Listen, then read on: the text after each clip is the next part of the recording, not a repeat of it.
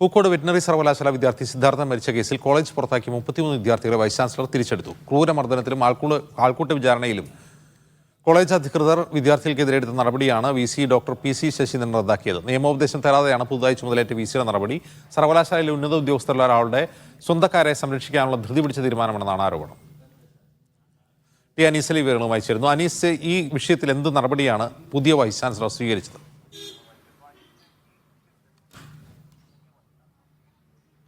അജിംസ്, ഈ ഒരു സിദ്ധാർത്ഥനെതിരായ ക്രൂരമർദ്ദനവും മരണവും ഉണ്ടായതിനു ശേഷം കോളേജിന്റെ ആന്റി റാഗിംഗ് കമ്മിറ്റി കൂടി നടപടിയെടുത്തിരുന്നു. 31 പേരെ കോളേജിൽ നിന്ന് പുറത്താക്കുകയും ഹോസ്റ്റലിൽ ഉണ്ടായിരുന്ന 90 പേരെ 7 ദിവസത്തേക്ക് സസ്പെൻഡ് ചെയ്യുകയും ചെയ്തിരുന്നു. ഇതേ തുടർന്ന് ഈ സസ്പെൻഷൻ നടപടി നേരിട്ടവർ നൽകിയ അപ്പീലിൽ സീനിയർ ബാച്ചിലെ 2 പേരുൾപ്പെടെ 33 പേരെ തിരിച്ചെടുത്തുകൊണ്ടുള്ള നടപടിയാണ് പുതിയ VC എടുത്തിരിക്കുന്നത്.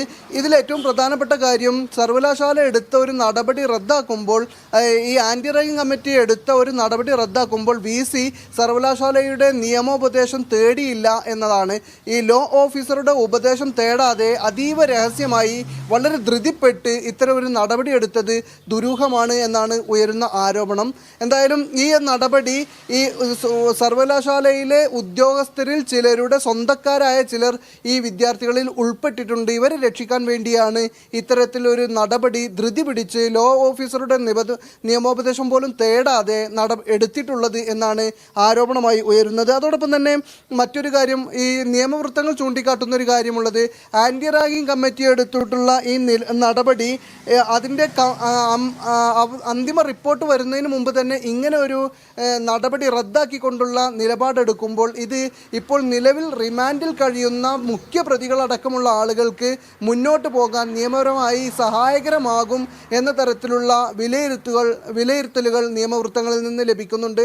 എന്തായാലും ഇപ്പോൾ അതീവ മനസാക്ഷിയെ ഞെട്ടിച്ച അതിക്രൂരമായ ഒരു മർദ്ദനം നടന്ന് കുറ്റക്കാരാണെന്ന് കണ്ട് സർവകലാശാല നടപടിയെടുത്ത, അല്ലെങ്കിൽ ആന്റി റാഗിംഗ് കമ്മിറ്റിയുടെ റിപ്പോർട്ട് അനുസരിച്ച് സർവകലാശാല നടപടിയെടുത്ത ഈ 33 വിദ്യാർത്ഥികളെ വളരെ വേഗത്തിൽ നിയമോപദേശമൊന്നും തേടാതെ പുതിയ VC തിരിച്ചെടുക്കുകയും അവർക്കെതിരായ നടപടി റദ്ദാക്കുകയും ചെയ്യുന്നതാണ് ഇപ്പോൾ വിവാദത്തിന് വഴിവെച്ചിരിക്കുന്നത്. അജിംസ്, ശരി അനീസ്.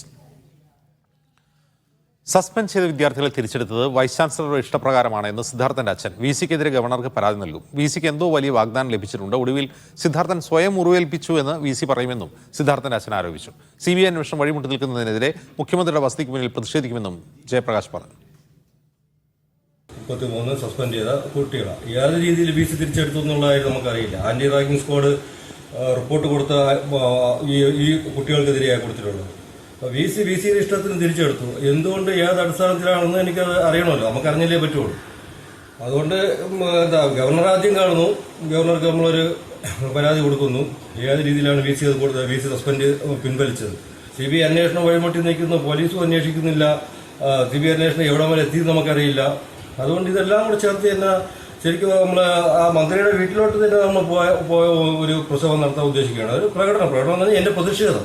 VCക്ക് എന്താ ഇത്ര താല്പര്യം ഈ കേസ് പെട്ടെന്ന് തേച്ച് മാറ്റി കളയാനായിട്ട്? അപ്പോൾ VCക്ക് എന്താ ഓഫറുണ്ടല്ലോ, ശക്തമായിട്ടുണ്ടൊരു ഓഫറുണ്ട് VCക്ക്.